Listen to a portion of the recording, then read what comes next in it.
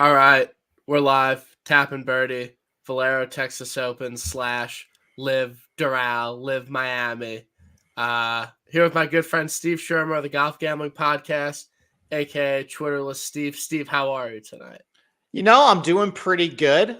Back in the swing of things, I was on vacation last week. And while I gave my dad, Steven Yeager, the outright, I, of course, did not put together a betting card for a tournament. So no tout cash for me. I ended up getting it live at about, I think, like 9-1 or 10-1 once I realized I had severe Good value. FOMO. Good value. Great value. I had severe FOMO at that point. But I got a small piece. But you, of course, hit the outright. Congratulations to you. You have, I'm pretty sure you only have a small loss on betting on Steven Yeager career now, and that gets you back up to it. So, congrats on almost breaking even with Steven Yeager. So, if you weren't off last week and you did a card, Stefan Yeager 100% would have been on it. 100%. Yeah. So I was in Florida. So I knew what it was like for my co-host to be just a prisoner of only Hard Rock and any shady bookie that he wants to deal with. But my dad has a Hard Rock account. He's like, all right, just give me like 5 or 6 golfers. So Stefan Yeager. Yeah, Yeager was on the list. Taylor Moore was on the list. Wow. A couple other bums too. So he was pretty pumped. And then once I realized, I don't have a piece of this. Once I got back to New York, and around Friday, I realized, hey, maybe I should, get on this. I did that. But hey, listen, is what it is. Steven Yeager beat the Terminator. Scotty Scheffler held him off. Probably Scotty should have won the tournament. It really came down to him missing a 20-inch putt or carrying the ball maybe extra 3 or 4 feet on 15 instead of it rolling down the hill. But hey, that's golf. That's golf. That's golf, as they say. I look back on it. I'm not sure if there's a golfer I've bet more in the past year than Steven Yeager. Like, genuinely, not a joke at all. I've bet him so many times. Granted, they were all like 70 plus. Like, he's just a long shot I always bet. Like, he's not a guy I ever need to be convinced on. Like, it's Steven Yeager. Like, you bet him when you bet him. And I actually remember there was times in like the summer, in the alternate events and early in the swing season, he was going off at like 25-30-1. And I'm like, I am never betting Stefan Yeager 25-30-1. Like, that's never happening. So I'm glad to actually cash on his first win because he's definitely someone I've invested some money in. Yeah, I mean, he's probably my Bezadenhout. Who might make an appearance tonight on this show. But it seemed like with Yeager, because he would always look good in these ball striking stats and he gained a lot of distance, but it just seemed like he was just constantly only cashing like top 30 finishes. Yeah, like he never even contending top 15. Like, no, like just making the cut and finish like T32. Right, which is, fine. And, in the long run, in your long models there, that's going to look okay. That consistency of always finishing 32nd or 26th or so. But, finally earlier this year, having a piece of the league going into the final round of Torrey Pines, making a big run in Mexico. Finally, he's starting to get a little bit in the mix. And, it was going to Houston where, he's had a little bit of success before, how the golf course is going to be set up for him. And, for a couple other guys, it was going to be favorable to him. And hey, he got it done. I was talking to Andy last night and he mentioned, because he was on, I believe, Yeager as well. But if Scotty made the putt on 18, he said he was going to hedge. And I was actually thinking about it in the moment. I kind of think Yeager would have held on in the playoff. I know that might be a controversial take, but I thought he was playing really good all Sunday. Yeah, I disagree completely. So the thing about it, we watch a lot of golf tournaments. That was one of the least impressive wins I've ever seen in my entire life. He walked into that one so easily, and a multitude of guys should have been at -12 or even -13. Like, to me, the fact that he didn't birdie the par 5 and then not that 17 was an easy birdie, but to have the look he had, to not birdie either of them and win at 12 without a playoff, like, the probability of that had to be very low. at one point. And I know he made a bunch of pars on the back and like, he didn't make any mistakes, but to win not in a playoff at 12, the way the tournament was looking, like that was, he didn't have to do much to win that tournament, to be honest. No, and there was also a stretch too. It seemed like everybody on Saturday on 15 and 16 at least put one in the water as well. I mean, that knocked some guys down. And, he had Toasty making a run there and, he ran out of gas on 18 as well. But hey, listen, 50-1 Steven Jaeger finally cashing for everybody, giving you a little bit of money ahead of the Masters.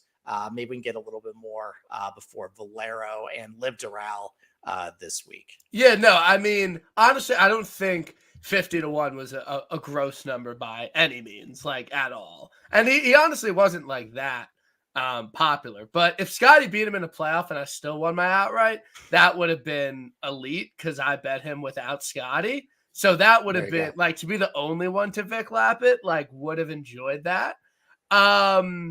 But, it's all good. Probably the lowest amount I've bet on an outright in like a year. Of course, that's the one that wins, always the way it goes. So it's a bit bittersweet. Wish I bet a little bit more money on it as I have been for the past year. But it's been rough. And kind of the point I want to make is like, can we get more Steven Jaeger winners? Like, guys in the 20 to 60-1 range that are playing well and good course fits, like those are the winners like I want to be on. And I think most people bet, and that range just like hasn't really won this year. Like Jake Knapp, like that was a good example, like playing well, good course fit, 40-1. Like I need more of those winners because that's just hasn't been the case this year. It's been long shot randoms you never would have been on, or Scotty, or elite major champions at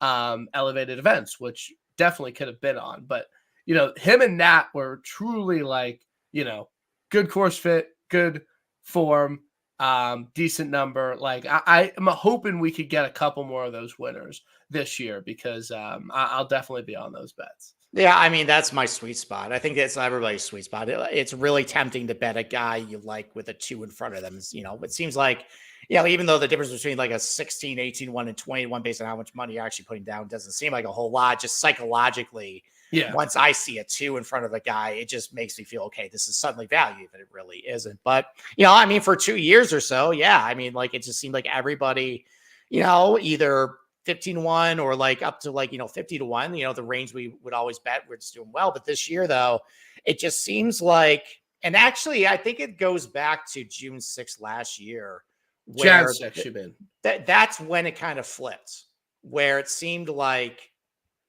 okay, the air's out of the balloon now. Maybe the curtain's been pulled out, but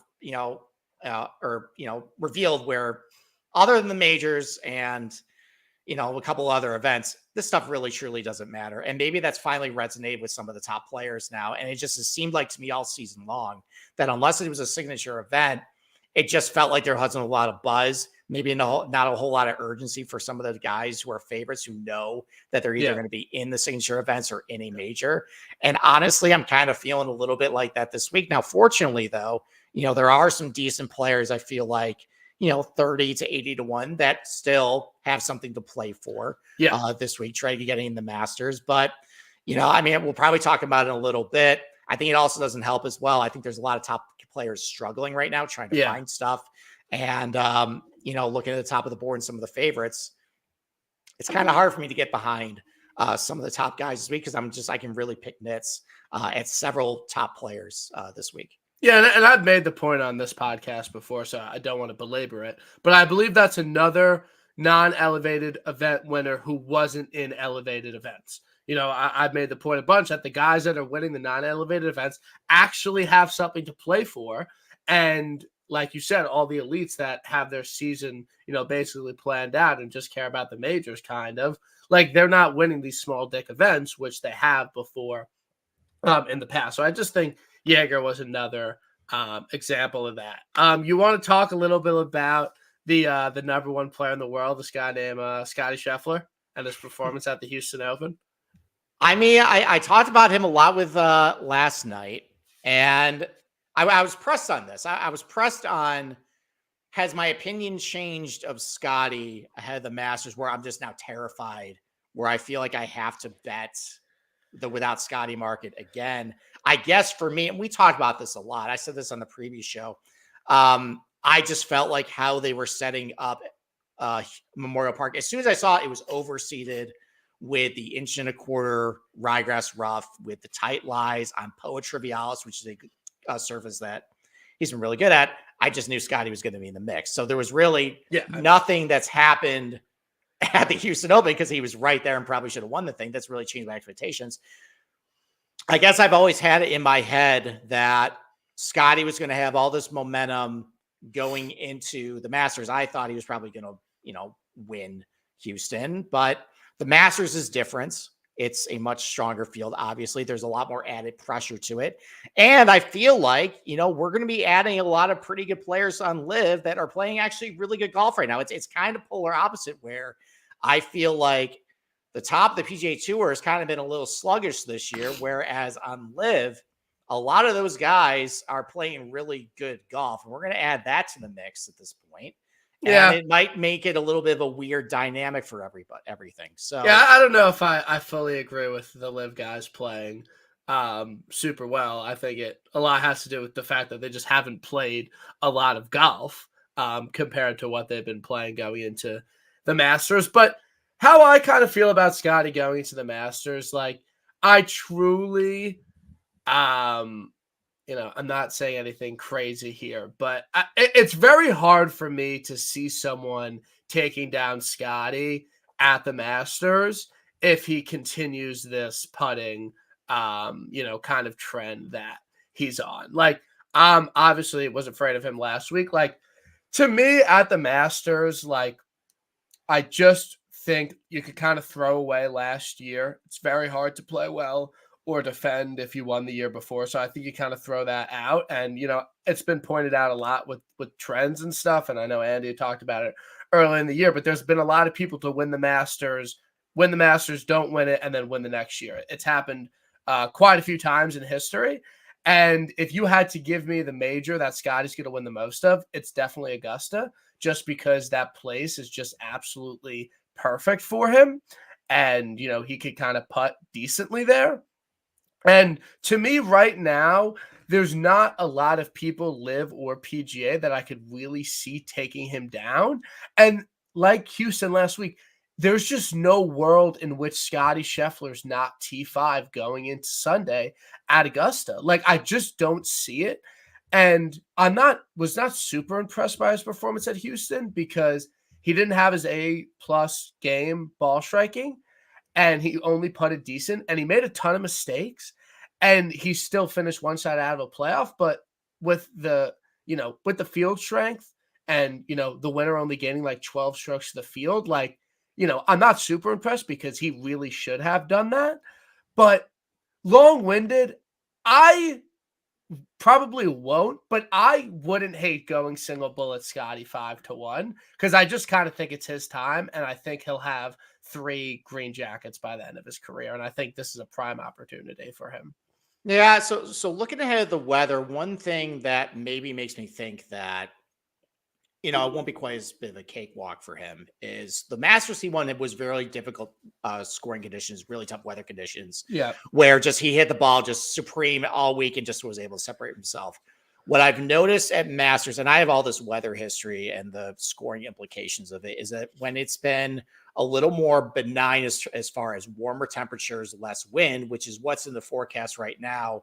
And it's also coming from a direction that actually is favorable towards scoring. If it's coming from the south and the east, which is what we're probably going to get, it tends to bring more guys into the mix, definitely more scoreable. So for me, I think if it was going to be a more difficult Masters, okay, where it's harder to like bring guys up to his level, at least with the ball strike and trying to match it, where there's less room for error, then I would be a lot more afraid of Scotty. And because that's really going to whittle the field for me. But, you get years like, in 2020, DJ was, and maybe this is a bad example because DJ was just unconscious and so was Scotty. But, you get guys like Sung Jae and Cam Smith, like who was before Cam Smith at that point, or 8 Answer, Yeah. like different types of players. 2019, when Tiger won, everybody was in the mix. Like guys, it was, DJ was in the mix. Rahm played pretty well. JT made a little bit of noise. Xander made some noise, but also you had Ian Poulter and Webb Simpson. Yeah. So there is more of a diverse type of player who could do well because birdies will be out there. And I think that actually it might help more guys at least contend with Scotty. And then maybe just it's going to come down to Sunday and kind of like we saw at Houston, Scotty missed a couple putts at the wrong time. And, the other guy won. Yeah. I think it's kind of a mix like we've talked about of just kind of guys not playing super well on the PGA Tour. And, I'll throw out Rahm. Rahm's not winning the Masters. He's not going to win back-to-back. There's just no chance. And kind of, I think the obvious answer that he's going to be so popular, and I really have no problem with it, but everyone's going to like Brooks at the Masters because he's a guy that you think if you're like, okay, he has to be able to beat Scotty and the best players in the world, that's Brooks. Obviously has great history there, easily could have won last year. Won the PGA. I understand it. Like, it's a very safe bet at 20-1. Like, it just makes you feel good. But honestly, I think, again, I guess I'll keep doubting Brooks. I think he wins 5 majors in his career. I don't know if he has a 6th in him. I could be, mistaken, but I think 5 might be it for BK. I mean, I think if he's going to win the 6, I think it's going to be the Masters. I think that's his sole focus now. Yeah, I think that's the one thing left for him that he really truly wants. Because listen, he's won 3 PGAs, 2 U.S. Opens. I don't see him winning an Open at this point, and he probably maybe realizes this, but I think the Masters probably. I mean, he let 2019 slip away. He let last year slip away. He is getting older. This is his 9th Masters now. That is typically when guys tend to peak at Augusta National.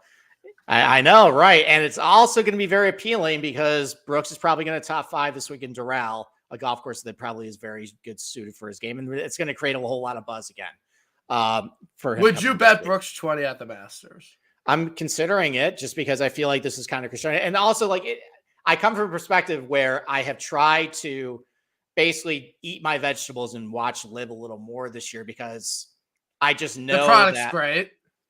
Yes, Sue Ann. The golf courses are sick. You should see. It's on at 3 a.m. Have you watched any of the previews of my breakdowns of some of these golf courses that I do for LIV? I'm suffering through it doing it. These are not good golf courses, but I have also tried to digest what BS stats they do give out and try to put a little more context to it. And like Abe Answer's green and regulation percentage.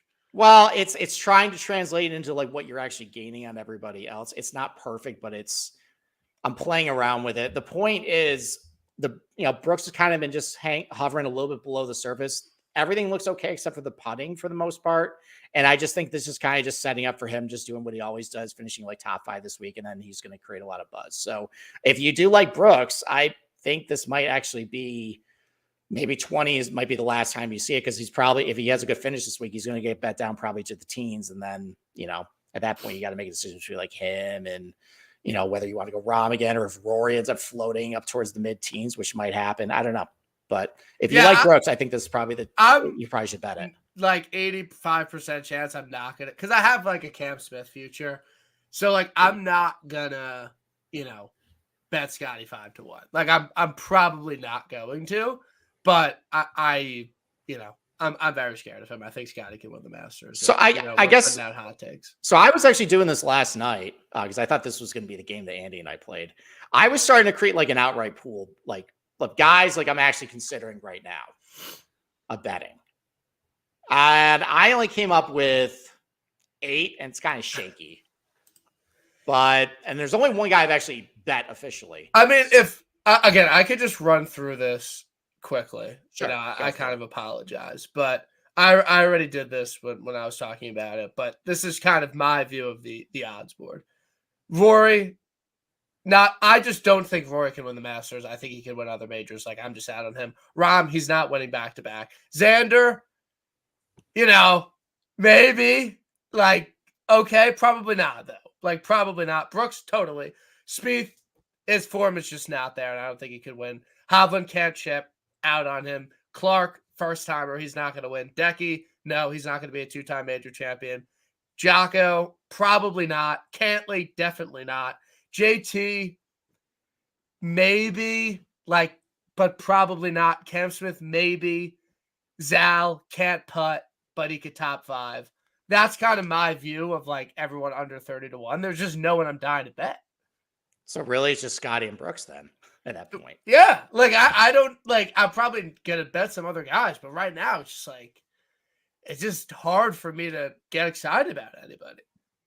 I mean, I agree, and I mean, you may mention the fact that like there's just. And we're going to talk about some of these guys struggling this week looking for stuff. But like, remember we were talking about Max Homa back in like December? It's like, all right, he's playing great in the fall. And, maybe this can be the Masters. Ryder Cup buzz, winning in South Africa by multiple strokes there over Nikolai Højgaard. Come on, man. I mean, he's definitely going to pop for the majors. And that's a dude who's kind of lost right now. So college sucks. Yeah. I mean, we can probably jump right into it if you want. The top of the board. But yeah, I mean, like a lot of the guys that we would probably end up considering for the Masters, like Morikawa has been good there, especially with good weather. That would have been really tempting, for me to bet him if he was in form, or Max Homa, or, Jordan Spieth, always pretty good there. But it just, you're right. It just seems like, and I don't know, it's like, we kind of saw at the Players where we talked about where, just things, there wasn't a whole lot of buzz, but once the Players started, that's when it kind of seemed like the top players like kind of flip the light on. Are they going to be able to flip out the light on for the Masters though? We'll see. I mean, at the end of the day, I have the Masters winner. I have an insane bet on it. Like that's to cover my year. JT posting 320-1. Like I'm good on the Masters. Okay. JT posting 320-1. Like we're good. Oh, actually, it's dead. His wife just had a kid and he hasn't played since the Players. Well, hold on. Danny Willett had a kid a couple of weeks before the Masters, and he ended up winning. So that's not totally dead. Fuck it. We're fine. Post and Masters still on. I'm down to talk Valero. I think, this is a very nondescript, average PGA Tour stop. Like, just very middle of the road. Like, kind of like Valspar in my mind. It's just like a very normal, average course. Like, doesn't stand out by much. Corey Connors fucks here. Chuck Hoffman fucks here. Spieth's been good here. Cooch has been good here. Like, it's just kind of whatever week before the Masters. Like, what are your overall thoughts on this course? Yeah, I mean, I kind of agree. I think the preview, if you watched it, it's I didn't really have a whole lot of energy behind it. And also it kind of where the stats kind of bear out to this, where if you look at how guys actually separate themselves in tournament, it literally is like the PGA, like the average PGA Tour stop, like, at a typical golf course, how you separate yourself with your irons, with your overall score. It's about right there. Same with off the tee and, putting. Like there's nothing really, anything truly, I feel, unique as far as what I would look for otherwise. Yep. So, just looking at just recent winners, it seemed like, obviously Corey Connors, the really good ball striker who can't putt. You had JJ Spawn, kind of a little bit in that similar vein.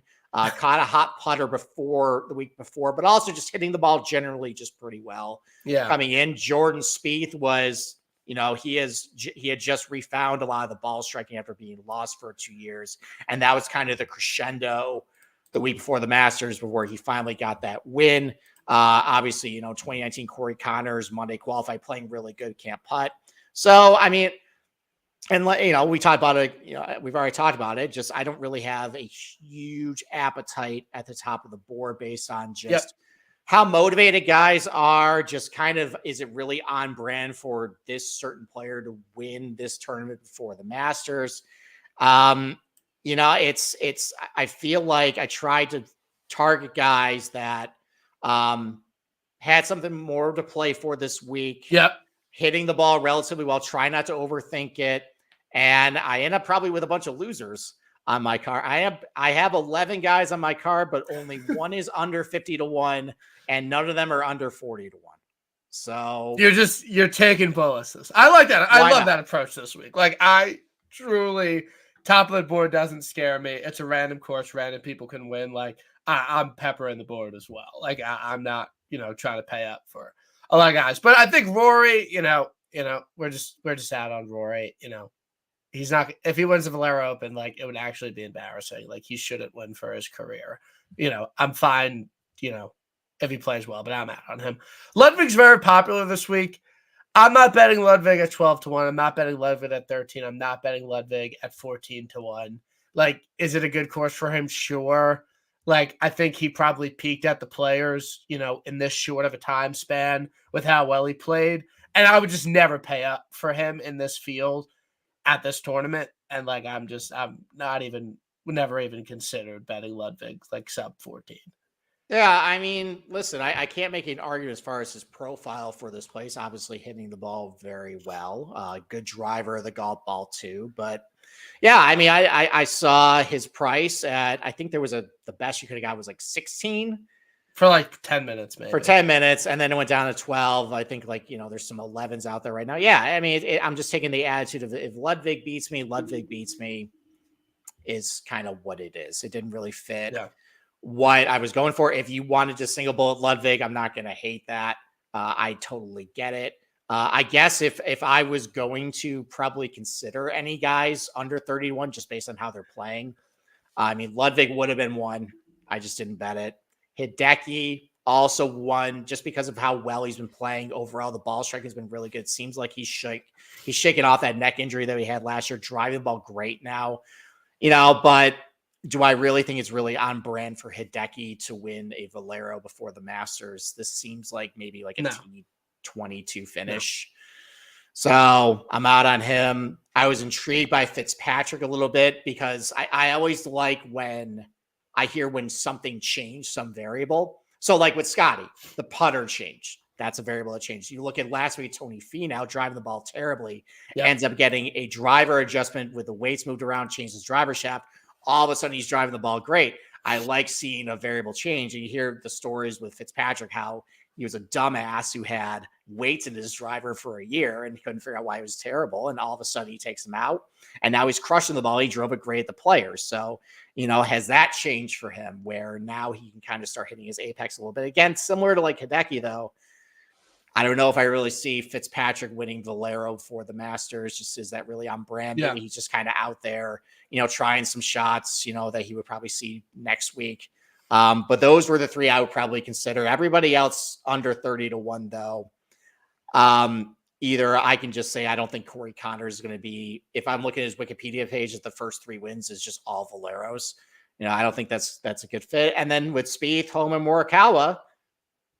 And even Fleetwood, if you want to throw him in the mix, just with how they've been playing lately. Like, why do I expect them to all of a sudden just flip it on right now the week before the Masters? Like, isn't this would be just when they're just trying to maybe find something? I don't know. I mean, of those 4 guys, probably the one I would say who could turn it on would be probably Morikawa, just because of how good of a ball striker he is. If that just suddenly comes back, that seems like that's been the biggest issue for him. His iron's been really bad, but there's also gonna be a couple days of wind, and I never want to play Morikawa when it's windy. So he's immediately out for him. So yeah, I mean, it's just, I don't really have a strong appetite for betting losers under 30-1. I want to bet losers over 30-1. And I have plenty of those guys on my card this week. Yeah, I bet Fitz 28. This is just shout out RK. This is just a numbers play for me. Like I genuinely just think it's a good number on a guy that you can actually trust in the mix and in contention and that can win. On a course that I think sets up pretty well for him. He drove it excellent at the Players. The irons were decent. The putting was really good. I like this scoring range for him, like mid to average scoring, not crazy low or anything. And like you said, I like the fact that he switched his driver up, maybe found something a little bit. And although I agree with you, like, he's won an elevated event, won a major. I don't know. The way he's been playing this year, not so great. Like, I think he wants to win. And, I don't know if he wants to win the Masters. I'm not sure if he even cares about Augusta. Like, I think he's more focused on this week. So, yeah, I like that. And then Billy Ho, super popular. He's 42-1 on Bookmaker. again, another numbers player for me. I haven't really been betting super, super chalky guys this year. I've been kind of good about it. But Billy, I'm taking a guy I could trust to win under 40-1. Like he's won Memorial, he's won match play, he's a bunch of wins early in his career. I trust him if he gets into the Wicks. I loved his presser today. Sounded super confident, knows he's playing well, know he plays well in Texas, knows he plays well at this course. At 40-1, 42-1, like I'm fine with that. Like that's just like an easy bet for me. And even at 33, 35, I don't hate it. Like I know it's like this is a guy who wins. So I don't hate the price on Billy. Yeah, so the concern I had, and this is how I kind of broke ties between like 30 and like 80, is it seems like there might be a little bit of a wind split as far as the tee times goes. It seems like there might be some wind in the morning on Thursday and then wind in the afternoon, and you got that morning tee time. But I mean, I looked and it seemed kind of even. Okay. All right. So maybe they like it seemed like hot, like both times we're going to have to play in shit weather. Like it seemed like it was going to kind of even out. Okay. All right. Well, maybe, maybe the forecast changed ever since I looked at it, but I was going between him and another guy who also had a morning tee time. And I think I just kind of broke it with the tie of, I think Horschel just seems like he's pretty popular this week. So I went the other way. And I didn't have that 40-1 number on Horschel. I only had, I think, 33. So yeah, I had a 40 instead of Harris English. And I took that and said, I just like how he's been playing. Last couple tournaments, hitting the ball a lot better. Last two tournaments, you got 7th at Riviera, 21st at API, 19th at Players, 17th at Phoenix, 10th at Sony. It seems like he's cranking out a lot of these consistent finishes like he was doing back in 2021 and ended up winning, Century and Travelers. So, I mean, I like, seeing a nice consistent ball striker. It seems like also that we might get a couple days of wind where you're gonna have to try and get up and down. He's pretty good around the green. I also saw a nugget too that it seems like the Bermuda's starting to pop up a little bit through the overseas. That's going to make it a little more difficult to chip around the green at Valero. And there's, pretty high rate of missed greens there. So I think that guy, like English, that might benefit him. But yeah, I was going back and forth with the Horschel. I am betting Horschel just a positional top 20, because I'm very famous for picking the wrong guy when I'm breaking ties and have a position on him for my little, consolation prize. But yeah, I don't hate that bet at all from him. That I have nothing bad to say about Billy Horschel as an outright. What do you think about Russ Henley? I just don't like how he's been trending. I think, and that was just kind of what I looked for, was just, I wanted to just target guys who I just have been hitting the ball pretty good tee to green and has been just generally solid. And just, I'm trying not to. You can't win. We can't win. I don't think he's been all that good here at Valero either. And I'm done just trying to be too cute with stuff and just thinking guys are just going to turn it around, especially in just in a day and age where I feel like just some of these other events just don't mean as much. So I understand, I guess, why you would like a player like Henley if he was playing actually pretty well, but didn't play. I mean, he played really good at API, but it wasn't really with the ball strike. It was kind of more. Yeah, the ball striking's been bad, but he's been putting well. Yeah, exactly. But he didn't hit the ball very well at Cognizant, didn't hit the ball well at Players, and then he's been off ever since. So I'm not seeing great Russell Henley ball striking. So it makes me want to just say, okay, I'm just going to blindly bet a guy who has burned me and caused me so much outright trauma in my career. Just say, screw it. This is the time for Russell Henley. So now I'm probably out on him. Yeah, I might just say fucking to bet him. I don't love it, but I have a feeling with him. Like I just have a tingling with Russ Henley this week. I don't love it, but it's whatever. Did you bet Bez? Because I don't think he can win. Like, I think it's a good, I just think he's like a shoe-in for a T13. I mean, Steven Yeager just won. It's different, though. Why is it different? I don't know. Like, Bez, he ain't got that dog in him. Like, Yeager won 7 times on Korn Ferry. I mean, Bezain, who's won 7 times in the Sunshine Tour, and he ate rat poison. Oh, okay. And he won this year. He's collected first place prize this year. That has to count for something. That's technically true. That does eliminate the motivation. That, Data Golf has to adjust that, where they have a little second place finish where I'm like, okay, he's actually motivated. No, turns out he actually did get first place money. He's sitting there all fat and happy. But No, I just, again, like, just trying to target guys who I feel like have been playing very solid. Obviously the iron play has been really good all year long. He's got an okay finish here. He's good around the green, which I think is going to be important when the wind kicks up maybe on Saturday.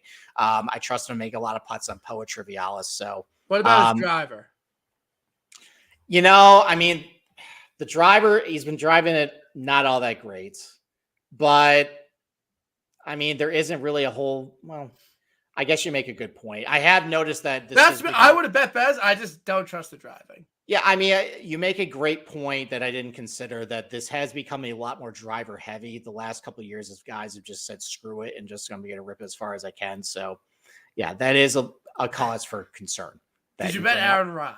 No, I did not bet Aaron Rye. Aaron Rye, first of all, the wave split saved me because I'm on this angle. He's got a morning tee time. So I was like, what is this with the what tower are you looking at? I am looking at, I'll show you later.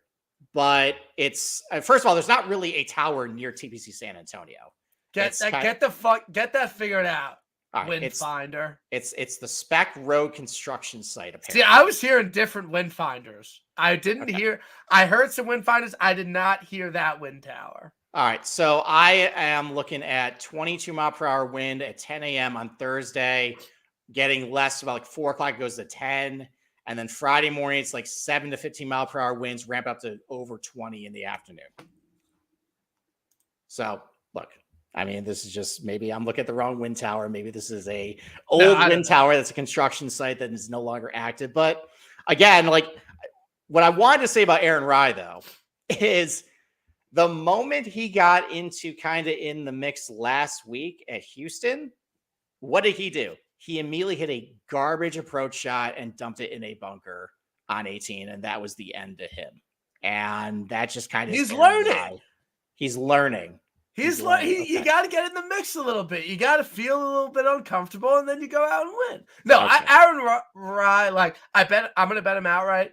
Top 20 nuke. Like, can he win? Probably not. But, like, again, good course fit, playing well, good number. I'm just hoping we get some of these. And he fits that for me. But the way he's been playing is really good.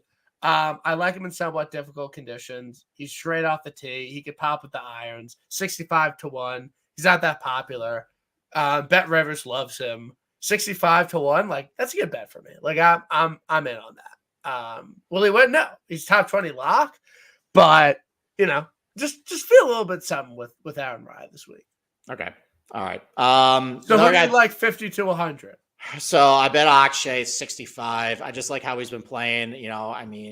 Last week our colleague Matt Gannon had Akshay, and he got very upset. My producer, who he says he didn't mush him, but he kind of. Well, what'd he say? He just said, like, "Hey, I really wish I was on Akshay. That was a good bet, Matt." And then he immediately. Yeah, Cam said that. Cam, that was bad. You can't fucking say that.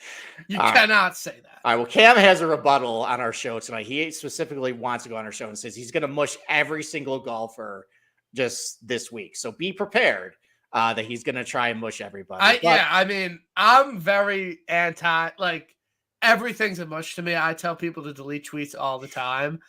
You don't say, like, I've yelled at Andy before. Like, I've had a first round leader and he's like one back and he's like, damn, XYZ was such a good first round leader bet. I'm like, dude, immediate bogey. I'm like, dude, you just wait until the round is over. So I'm with Matt. You don't say great bet, like, wish I was on him.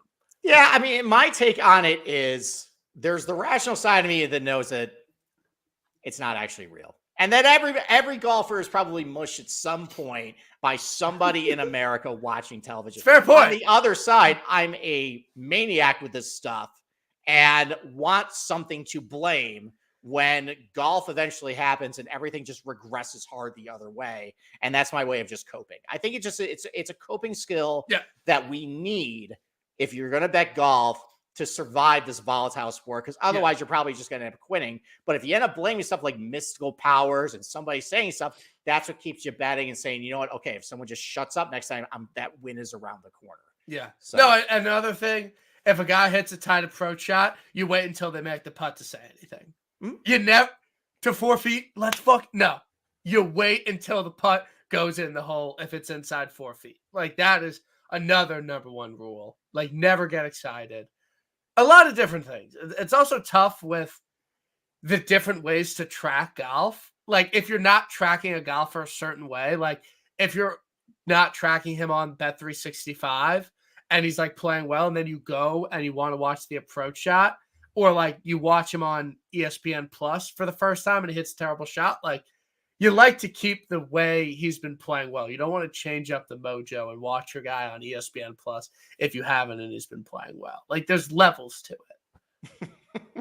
I feel like I definitely do that. Yeah.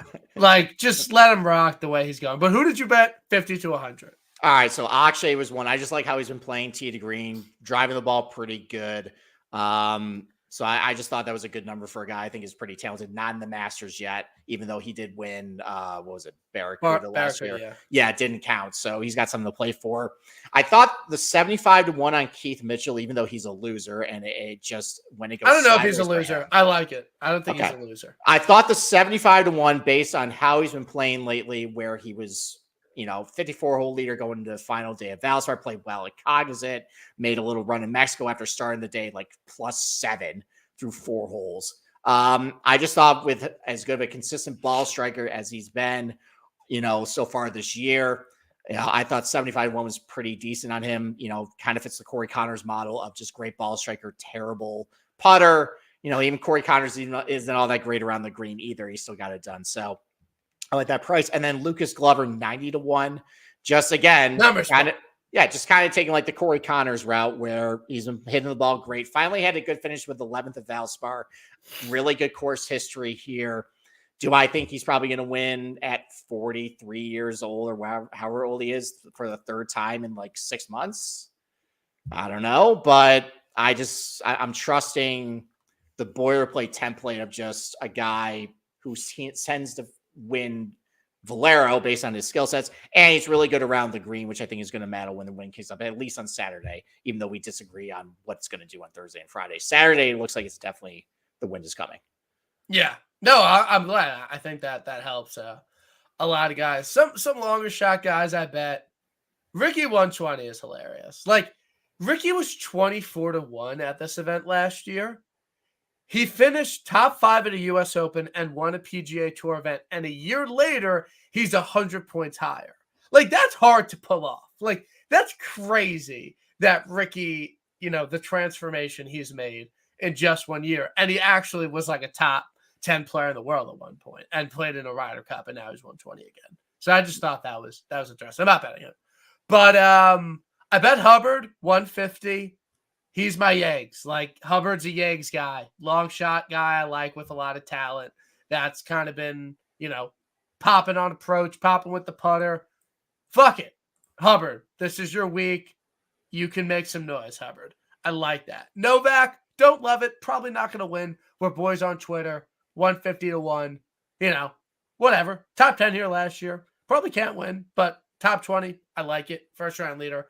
I like it. And then I think a very popular pick.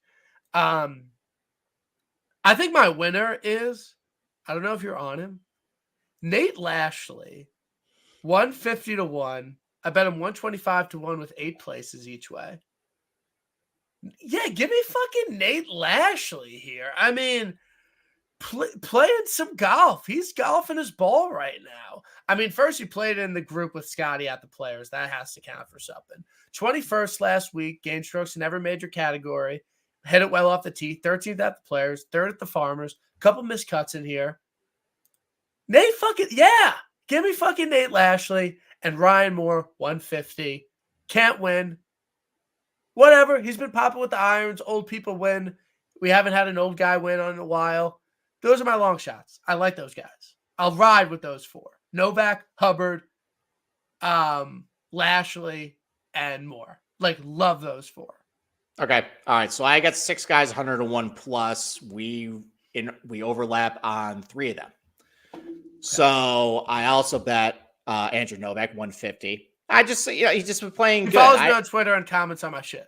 Yeah, he and Matt Gannon had him on our show, and I have absolutely no reason, based on how he's been playing tee to green, to think that, listen, like, for 150 to 1 for how well he's been hitting the ball lately, like I might as well just take a stab on him and put him on the card. I also bet Nate Lashley. I found a 220-1 on him right on Monday, and that was actually one of my first bets I made. He's been hitting the ball great, and he's fucking Nate Lashley. Yeah, I mean, look, his Valero history is not all that good. It's 3 missed cuts, but he got T18 in there, so he popped once. It's fine, but fine. 220-1 for Nate Lashley for how he'd been doing. I'm like, fine, I'll add that to the card. And I also bet Ryan Moore 170-1. With the tee to green number has been really good. Very, very, very poor man's Corey Connors at this point, and he's not in the Masters. He once upon a time was a, bona fide solid player. This is probably good. Maybe he sees this as a good chance to get back to the Masters. Valhalla Cup. Yes.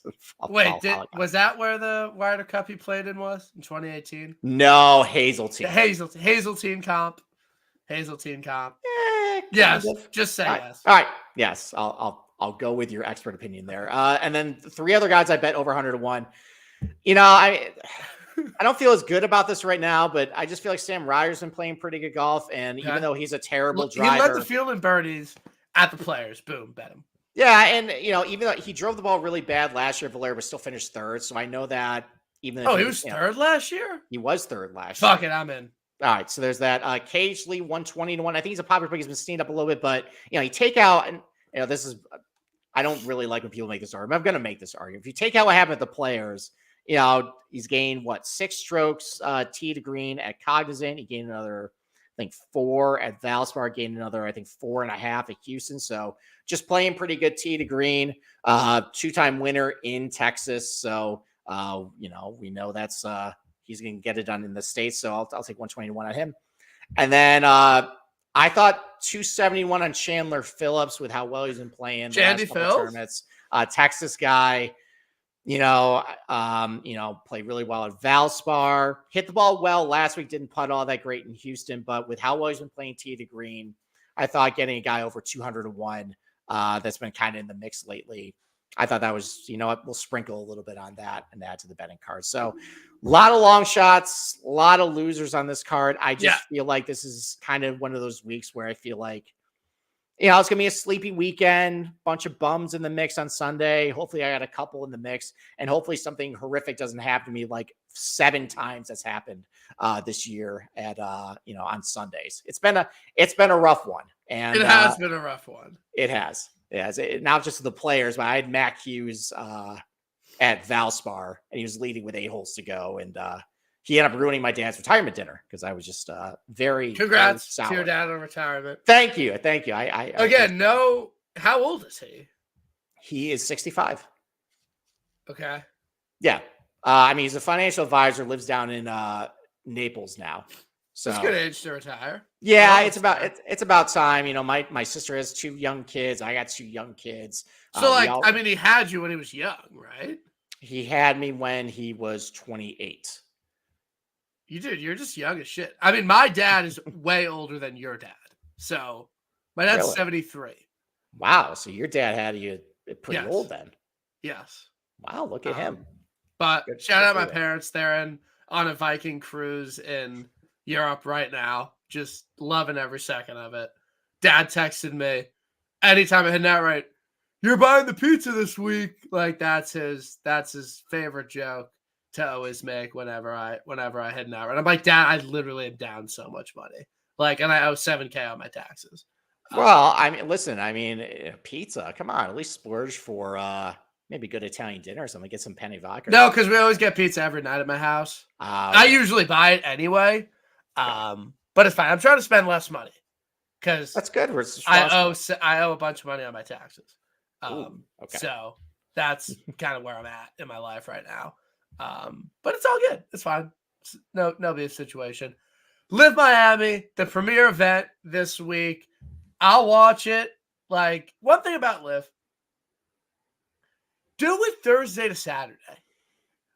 I'd rather watch the final round of LIV than Saturday of the PGA Tour. It's just easy. That just seems so easy to me to end on Saturday. Vegas, I'd rather watch that than Saturday on the PGA Tour unless I have a guy in the mix. That's just an easy fix. I like that. They should do that. Shout out Yasser. I think this will actually be a pretty good event. I'm like kind of excited for it. It's nice to have an event that's on, during a normal time zone, not on at fucking 3 a.m, when no one can watch it. Shout out to the 5 people watching in Singapore. There's 300 million people in the United States. So I don't want to hear it. That's enough live bashing for me. It's at Trump. Shout out Trump. He was just in my hometown. I don't know if you heard, but that cop got killed, and he was from Massapequa. Trump, and I was at that funeral home tonight, so I was in the same room, as Trump was a week ago. So shout out Trump. Big blue monster. What's up with this course? Like, what are we working with? I mean, it's a bad golf course. It's Pine Valley. It's the Pine Valley of Florida. Yes, it is. So it was designed by Dick Wilson back in the 50s, who also did Bay Hill. And if you look at the overheads of the Blue Monster, you will literally see basically it's Bay Hill. It's long. There's a lot of water. Even the 10th hole, which is a long par 5, it looks pretty much exactly like number 6 at Bay Hill. And we at least have some PGA Tour data to look back on. I hosted the WGC Cadillac up until 2016. So you can go back to Data Golf and you can see how guys are scoring. And really, I mean, it's what you would expect. The whole goal is just don't hit it in the water. And how you separate yourself this week is it's just hitting the ball better than everybody else. And it's not really a putting contest. So a lot of guys I kind of looked at this week have been guys who I've been tracking who have been hitting the ball pretty well, not putting all that great. Length is obviously a big edge here. If you look at how strokes gain off the tee is derived at Doral, huge edge, and distance is making up a lot of it. So a lot of guys, a little bit some length this week. And just in general, I just feel like most of the better guys that you would expect to play well on, just like the better players, because there's a lot of really bad players on LIV. It's not like last year where you were getting your Danny Lees or Brendan Steeles or, Charles Howell III just doing well because like the top guys just don't care. It seems like the better players are a little more focused. And this is the week before the Masters. You would expect them to use this as a little bit of their tune-up. It's a difficult golf course. Personally, I think if you want to see how these guys are doing ahead of the Masters, I feel like you do have to check out Doral a little bit just to kind of get an eyeball test of how these guys are doing. You can tell the guys who seem like, they feel like they're in control of their ball. They're not really struggling.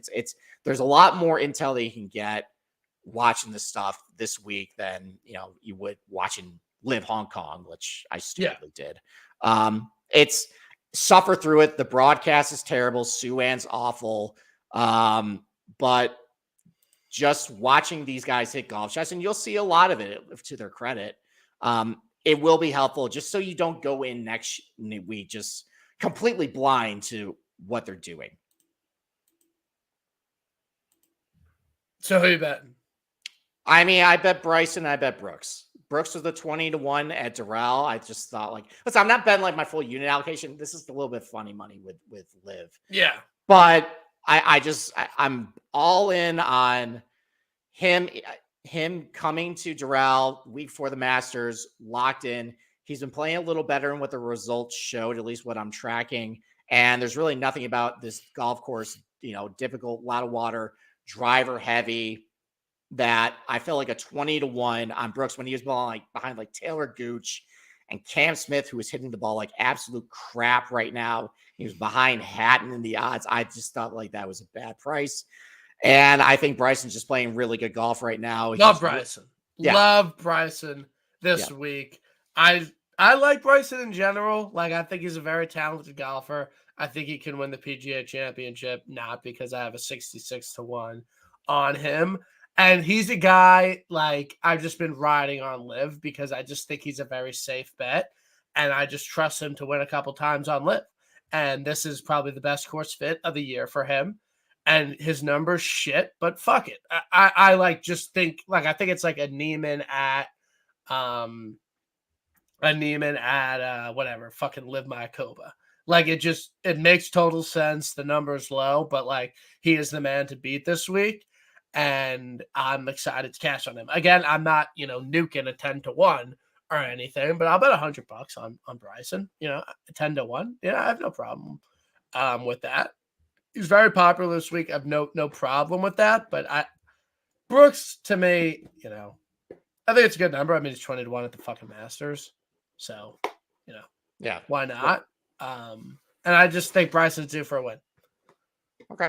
I mean, one thing about Bryson too, because I've been looking a little more and I'm watching more. With Bryson, you always feel like, okay, he's just kind of bombing it all over the place, just wants to hit it far. But with this driver, which I forget what brand it is. It's some off-brand driver. Crank. But with the driver and the shaft combination he's got in the ball with it, like he hits the ball a lot straighter now, more than what he used to. And that's pretty scary with that fact that you can actually kind of control it a lot more with how far he can still hit it.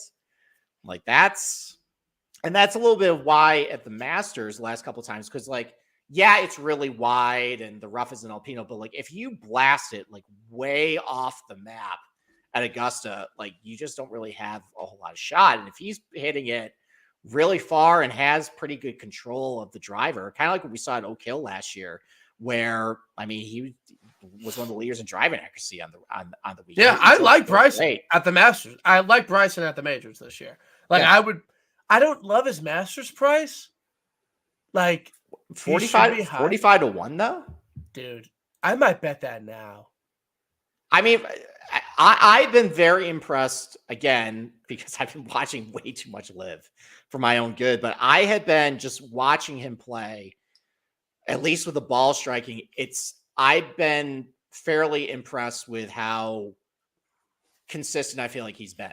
And it's been a lot of problems with the putter, seems like. It seems like he's been hitting a lot to 12 feet, 15 feet. And these aren't difficult golf courses, but you can just kind of tell these are golf shots at the end of the day. Do I bet Bryson 45-1 tonight to win the Masters? The problem is I'm going to get my co-host just screaming at me if I do. But because I genuinely think he's going to play really well, and he could be like the Brooks of next year. Where Brooks was 50-1, and then he won Crooked Cat, and then he was super low and contended. Yeah. So of those 8 guys I mentioned that are in my outright pool right now to bet the Masters, Bryson's one. Bryson is on the list. Fuck, dude. Parlay? What, Bryson double? Yeah. Bryson Durrell, Bryson Masters? Fuck yeah. I don't know, maybe. Why the hell not? Honestly, I would bet 45-1. I'm not taking on Scotty. When there's so many players in the PGA Tour that you just pointed out just are not playing good right now. Yeah, Bryson's good at golf. He shot his 58 at the Greenbrier.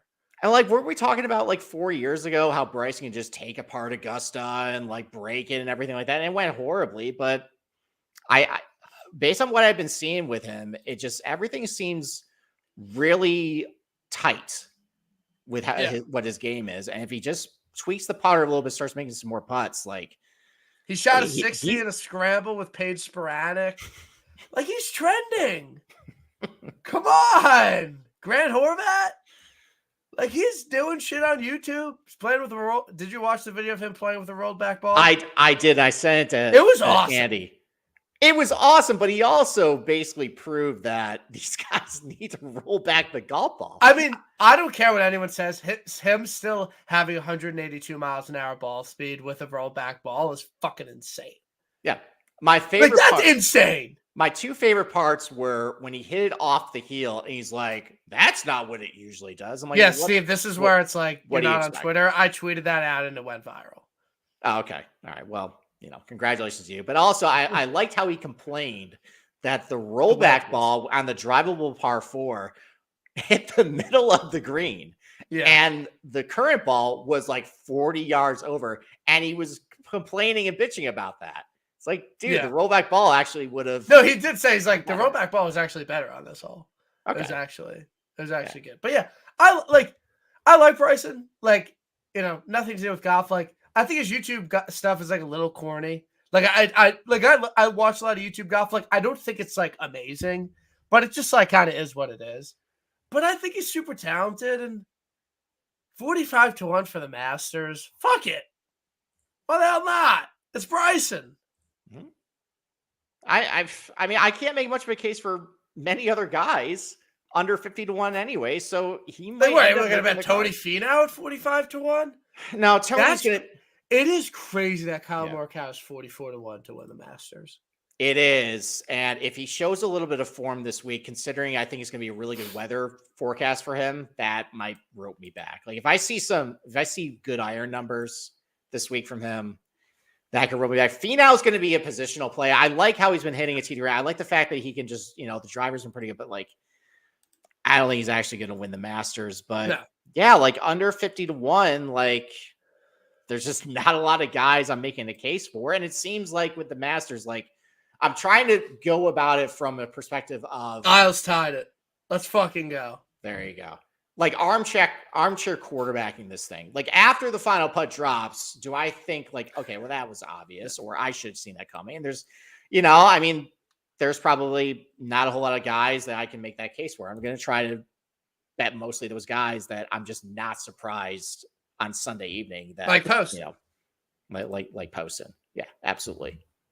So tough for our Cam Davis US Open starts of the year. It's tough times. Tough times for Cam Davis Island. But there's still time. There's still time. Bubba Watson 280. Bubba might play well at Doral this week. No, this is not a joke. Pete Malnati at the Masters. If Malnati wins the Masters, he's not gonna win, but like Pete Malnati can fucking T30 at the Masters. Come on. All right. If Malnati top threes at the Masters, I quit. I quit doing. You're done. Because nothing matters at that point anymore. The worst ball striker on the PGA Tour I have ever seen, with a bucket hat and a yellow ball, T3s at the most storied, hallowed golf course in the world. I'm Grayson 500. Could be down. Steve, it was a pleasure. Everyone listen to Steve's podcast this week. Masters next week. You're going. Have a good time. I guess you go every fucking year. Hope you have a good time. I'll be sitting in my office. Yeah, I'm excited for you and Capper to hit Augusta and hit that Hooters.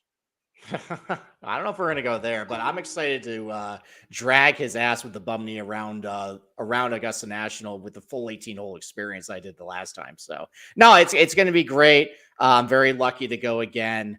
Definitely not taking this for granted. It's gonna be great. Yeah, I'll get there one day. I mean, you can go. It's only like a couple grand. It's not like you can't. If you want to pay the money, you could just go. It's not that much. Like it's, Yeah, or just scalp, or you can just scalp tickets. Just fly down to Augusta, scalp tickets, and how much are they? I don't know. I mean, sometimes like some of the I've heard stories of some of the patrons, they don't want to go like Saturday or Sunday, so they end up just selling their tickets from their yards, and you actually can get kind of a discount on it. I mean, you're still going to pay a lot of money for it, but like $2,000, $3,000 more. Maybe less than that. I mean, if they're just looking to get a little bit of quick cash. Yeah, I mean, maybe that's the move. Maybe you just the problem is the flight down. Either you got to fly to Atlanta, which is insanely expensive, or fly to Augusta, which is even more expensive. That's where it's really going to cost you, unless you want to. Because the flights in that area that week are crazy. Oh yeah. Delta has a charter down to Augusta airport now that they just opened up, which is insanely expensive. What I do is I fly into Atlanta and then I just rent a car and I drive over. So, but that's still going to cost you a little bit. Yeah, one day when I'm making a bit more money. Hope everyone has a good night. We'll see you next week for the Masters. Go Isles and go Nate Lashley.